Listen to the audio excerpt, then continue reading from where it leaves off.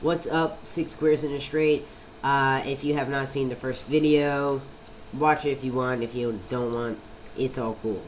I really didn't expect to have this much on it, but I guess because I have stories and I'm pretty passionate about, not passionate, I'm really opinionated with stuff like this, so I guess that's why I went longer.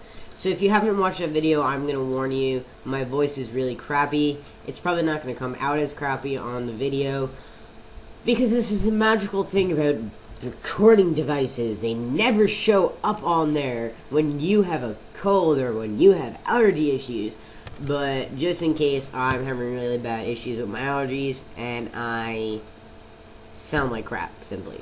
Alright, so here we go. This is the video of the dangers / do and don'ts of gay party scene thingamajiggies and gay bars and gay clubs.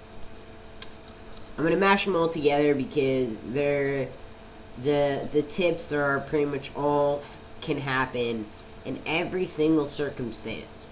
In every single circumstance, it can happen.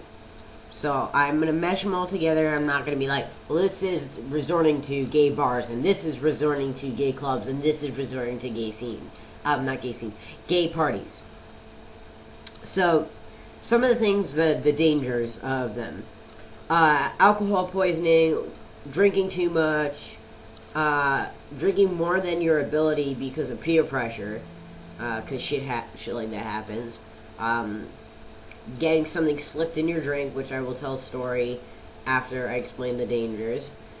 Well, either way, eventually in the end I'll tell you the story. Getting stuff slipped in your drink, doing drugs, getting pushed into peer pressure to doing the drugs that you wouldn't normally do or wouldn't want to do. You may potentially have unprotected sex. I know that sounds stupid, but when you get drunk, you're not coherent.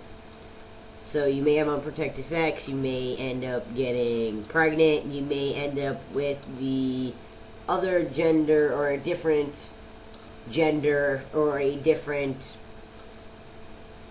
I don't know what you would call it, a different kind than you usually would, and one of the two end up pregnant because of unprotected sex, because of either the results of what the drugs do to you or what the alcohol does to you. So those are like the main dangers. So before I go into tips, I'll tell you a story to kind of really show you why why these tips are very important. One of my really good friends, actually it was more than a few years back, it was the first Wizard Rock Festival, and you guys just smile your head and nod what I just said. Alright, cool, awesome.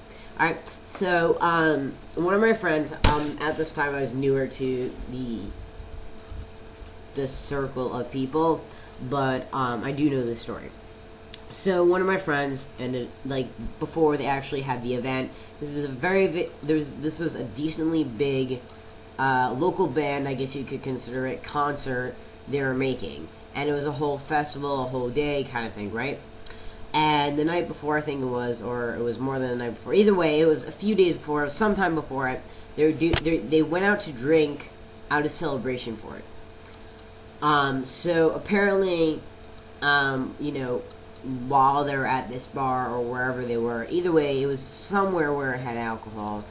It was either, you know, some sort of party, not party. It was either some sort of club or some sort of, excuse me. Some sort of bar. She puts a drink down for a minute, I think maybe goes for the bathroom or whatever. Either way, I don't know exactly what that part of the story is, but either way, somehow her drink was left down and no one was watching it. Someone slipped something in it. What was slipped in it, no one knows. Either way, what ended up happening is that she actually ended up getting a really bad black eye. She got unconscious, had no clue any of this happened, doesn't remember any of this, wakes up in the hospital bed, asking people what the hell just happened, or you know what's going on, and my friends have to tell her, well,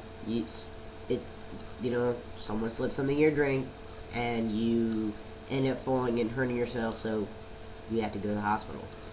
So the tips on when you're clubbing, or when you're going to a bar, or when you're at an LGBT party kind of thing, I guess you could say, is if you are drinking something, no matter if it's alcoholic or non-alcoholic, make sure you have either yourself always watching it, holding it, keeping a very close eye on it, or someone who you know as a fact that you can trust doing the same.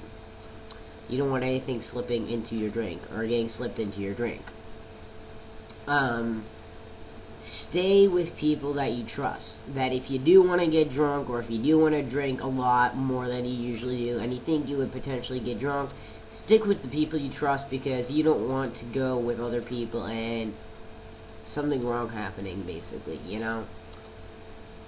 Be careful who we are around, because I personally experienced, I had a guy hitting on me and trying to have sex with me, and I'm like, yeah, no, you're not my type, and he was really pushing on it. So kind of be careful who surrounds you is another tip. There's a lot of tips I could probably have, but those are just some. But either way, just stay safe.